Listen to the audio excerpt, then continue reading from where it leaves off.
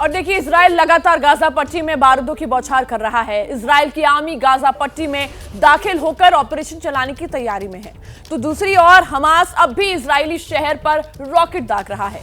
दोनों तरफ से आक्रामकता साफ साफ दिख रही है। अब इस बीच ईरान युद्ध को नई दिशा देने की फिराक में है। अरब देशों की लामबंदी कर रहा है, तो सवाल उठ रहा है कि क्या इजराइल वर्सेस अरब वर्ल्ड होने वाला है।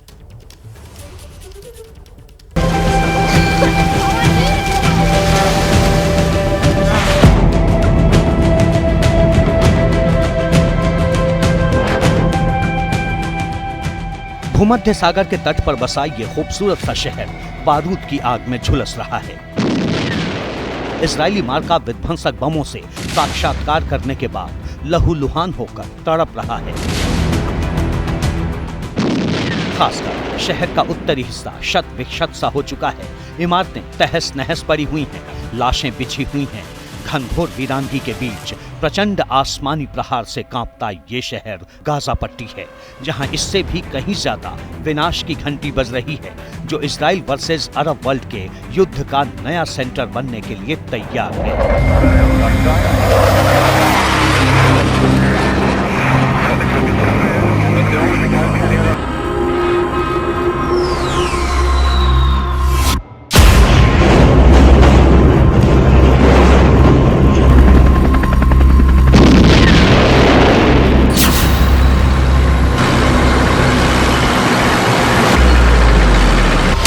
आर्टिलरी गन्स की फायरिंग मेरे पीछे ठीक शुरू हो गई है। गाजा ओके, एक और आर्टिलरी गन फायर की गई। ज्यादा समय नहीं लगता, जैसे मैं बता रहा था। एक और artillery gun, infantry carrier vehicles, artillery guns, tanks Israeli defence forces के मूव कर रहे हैं। जाहिर सी बात है कि अब एक बड़े अटैक की तैयारी यहाँ पर देखने मिल रही है। यहाँ के आसमान पर बारूद ने कब्जा कर लिया है। वो बता रहा है कि ये लड़ाई कितनी ज्यादा घातक होती जा रही है।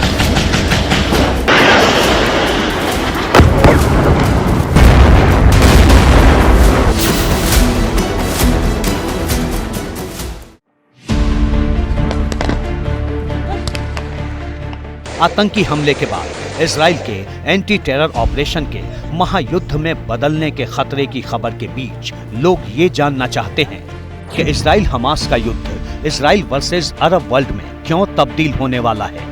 अगर 50 साल बाद हिस्ट्री रिपीट हुई तो कौन किसके साथ खड़ा होने वाला है। इस युद्ध के विस्तार होने पर तीसरा फैक्टर इजराइल पर कितना भारी पड़ेगा। इन सारे सवालों का जवाब जानेंगे, मगर उससे पहले जान लीजिए कि हर बीतते वक्त के साथ स्थिति भयावह होती जा रही है। इजरायली फौज की आक्रामकता बढ़ती जा रही है। अल-अक्सा मस्जिद की ओर बढ़ने वाले फिलिस्तीनियों पर इजराइल की सेना ने गोलियां दागी हैं। गाजा पट्टी में सबसे बड़ी सर्जिकल स्ट्राइक के लिए इजरायली फौज रेडी है। टैंक के साथ जवान सरहद लांघने के लिए तैयार हैं। एबीपी न्यूज पहला भारतीय न्यूज चैनल है जो आपको ऑन ग्राउंड गाजा बॉर्डर के नजदीक की तस्वीरें दिखा रहा है। और टैंक्स मूव होना शुरू हो गए हैं गाजा की तरफ। मेरे ठीक पीछे देखिए आप, infantry carrier vehicles, artillery guns, tanks Israeli defence forces के मूव कर रहे हैं। जाहिर सी बात है कि अब एक बड़े अटैक की तैयारी यहाँ पर देखने मिल रही है। सॉलिड पिक्चर्स हैं, ये ऐसी मजबूत तस्वीरें हैं जो साफ साफ दर्शा रही हैं कि ये युद्ध किस दिशा में बढ़ रहा है। बहुत बड़ी तादाद में टैंक्स, आर्टिलरी गन्स मूव कर रही हैं गाजा की तरफ और अब सीधे सीधे गाजा की तरफ कूच की तैयारी की जा रही है। इजराइल की विनाशक तैयारी के बावजूद हमास की आक्रामकता में भी रत्ती भर कमी नहीं आई है। वो अग्नि बाणों की बौछार कर रहा है। भरी दोपहरी में अश्कलोन शहर पर एक साथ करीब 150 बारूदी बाण गिरे हैं। हमास के खूनी अल कासिम ब्रिगेड ने फिलिस्तीन पर इजराइल के हमले का इसे प्रतिशोध बताया है।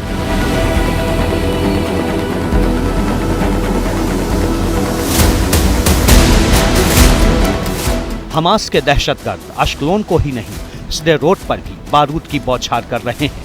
एबीपी न्यूज के रिपोर्टर स्डेरोट में जहां खड़े थे, वहीं पर हमास ने रॉकेट दागकर अपनी बारूदी उग्रता को विस्तार दिया है। इजराइल को नई चुनौती दी है। ये आंखों के सामने तस्वीरें देखिए, यहाँ से मैं अब ये दिखा रहा हूँ और आपको ये एग्जैक्टली ये देखिए, इसको मैं जूम करता हूँ और ये जो धुएं का गुबार दिख रहा है ये सामने, ये ठीक मेरे सामने, ये शेद्रोत और गाज़ा के बीच का इलाका है और ये गाज़ा पर यहाँ पर अभी अभी अटैक हुआ है। यहाँ पर जो ठिकाना है हमास के आतंकियों को, उनको जद में लिया गया और ज़बरदस्त अटैक हुआ है और ये टारगेटेड अटैक है। विनाशक प्रहार और विध्वंसक पलटवार के बीच वैश्विक लामबंदी भी शुरू हो चुकी है। फिलिस्तीन के बहाने हमास के साथ कई देश एक साथ खड़े होते दिख रहे हैं। खासकर ईरान ने इजराइल के खिलाफ इसे धर्म युद्ध बनाने के लिए पूरी ताकत लगा दी। ईरान किस तरह से इजराइल के खिलाफ अरब वर्ल्ड को लामबंद करने में जुटा है, यह हम आपको बताएंगे, लेकिन उससे पहले जान लीजिए कि जब से इजराइल और हमास के बीच में युद्ध शुरू हुआ है, कौन सा देश किसके साथ दिख रहा है। सबसे पहले जानिए कि जिस इजराइल में पहले दहशतगर्दों ने कोहराम मचाया, जहां हमास के आतंकियों ने क्रूरता की सारी लकीरें मिटा दी, उस इजराइल के साथ कौन कौन खड़ा है। America, Britain, France, Italy, Australia, Norway, Austria, Germany, Canada, Poland, Spain, Ukraine, Belgium, Greece और यूरोपीय संघ ने आतंक के विरुद्ध इस युद्ध में इजराइल के साथ खड़े होने की प्रतिबद्धता दोहराई है। अमेरिका ने तो बाकायदा इजराइल के लिए हथियारों का जखीरा भेज दिया है। समंदर में अमेरिका का सबसे बड़ा और विध्वंसक योद्धा शत्रु संहारक हथियार लेकर खड़ा हो चुका है। अमेरिका विमान वाहक पोत जेराल्ड फोर्ड, एक क्रूजर और 4 विध्वंसक जहाजों को भूमध्य सागर में तैनात कर चुका है। ब्रिटेन ने भी इजराइल के लिए जमीन से आसमान तक किलेबंदी में मदद का ऐलान कर दिया है। ब्रिटेन भूमध्य सागर में एक वारशिप, साथ में जासूसी टोही विमान, मर्लिन हेलीकॉप्टर और मरीन कमांडो भेज रहा है। ब्रिटेन ने साफ कर दिया है कि हमास का खात्मा ही उसका मुख्य लक्ष्य है और वो इजराइल की हर संभव मदद करेगा। इस मिलिट्री पैकेज में एक P-8 aircraft surveillance assets, 2 Royal Navy ship, RFL Lyme Bay, 3 Merlin helicopter और 100 रॉयल मरीन कमांडो की एक कंपनी शामिल है। ये सभी भूमध्य सागर में स्टैंड बाय मोड पर रहेंगे, क्योंकि अमेरिका और ब्रिटेन में इजराइल बनाम अरब वर्ल्ड की लड़ाई की आशंका आकार ले रही है।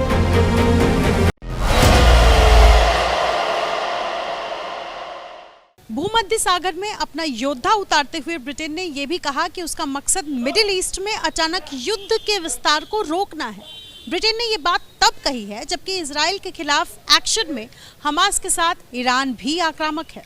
ईरान अब अरब देशों को इजराइल के खिलाफ इकट्ठा करने में जुटा है। ईरान ने अपने दूत को लेबनान भेजा है। हिजबुल्लाह और इस्लामिक जिहाद के नेताओं के साथ ईरान के विदेश मंत्री हुसैन अमीर अब्दुल्लाहियन ने बेरूत में मुलाकात की है।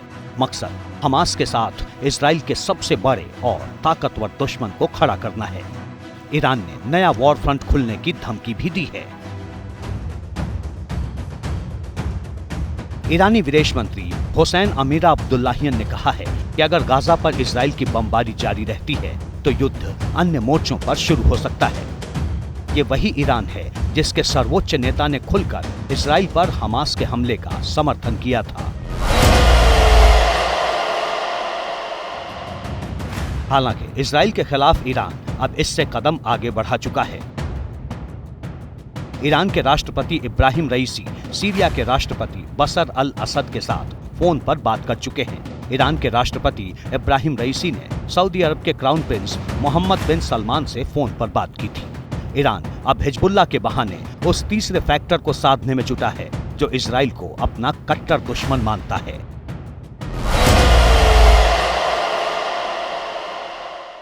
हालांकि इजराइल की खिलाफत की नींव पर खड़ा होने वाला शिया आतंकी संगठन हिजबुल्लाह पहले ही हमास का समर्थन कर चुका है।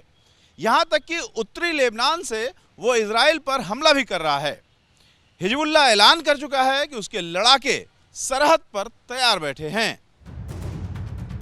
हिजबुल्लाह वही आतंकी संगठन है जो कई दफा इजराइल से टकरा चुका है। लेबनान से इजराइल को वापस भेज चुका है, जो हमास के हमले के साथ फिर इजराइल पर रॉकेट दाग रहा है। हालांकि इजराइल भी प्रचंड पलटवार कर रहा है।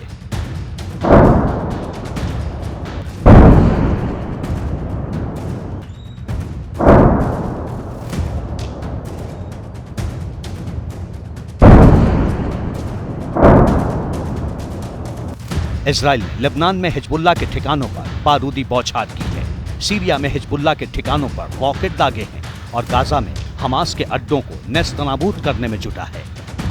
इस वक्त 3 अरब देशों में इजरायली मार्का बारूद बरस रहे हैं। हालांकि सबसे ज्यादा तबाही गाजा में मची हुई है, जहां सब कुछ तबाह हो चुका है, आम लोग मारे जा रहे हैं।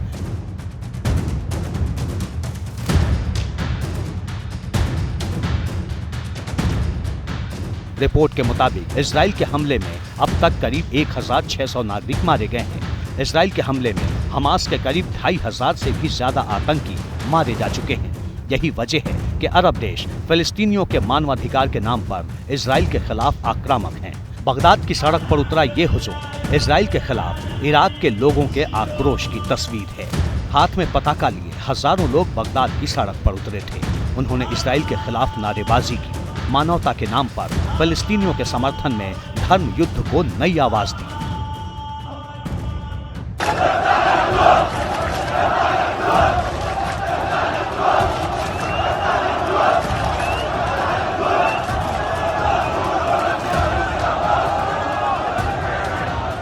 सिर्फ इराक ही नहीं, जॉर्डन में भी बड़ी तादाद में लोगों ने विरोध प्रदर्शन किया। इजराइल के खिलाफ प्रदर्शन कर रहे लोग बेकाबू हो गए। स्थिति इतनी बिगड़ गई कि पुलिस को आंसू गैस के गोले दागने पड़े।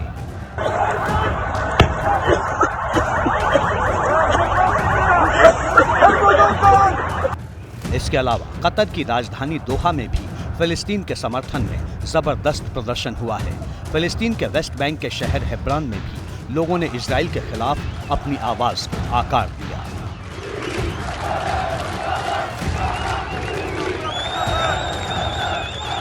फिलिस्तीन के समर्थन में ईरान खड़ा है, लेबनान है, यमन, सीरिया, सऊदी अरब, इराक और कतर जैसे देश खड़े हैं।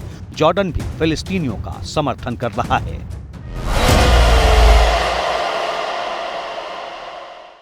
जिस तरह से इराक, जॉर्डन, सीरिया, लेबनान सरीखे देशों में इजराइल के खिलाफ मोर्चा खुल चुका है, जिस तरह लोग आक्रामक है, ऐसे में सवाल उठ रहा है कि क्या मिडिल ईस्ट फिर से अपने इतिहास को दोहराने वाला है? क्या 1973 और 1967 में जो हुआ फिर से वही होने वाला है?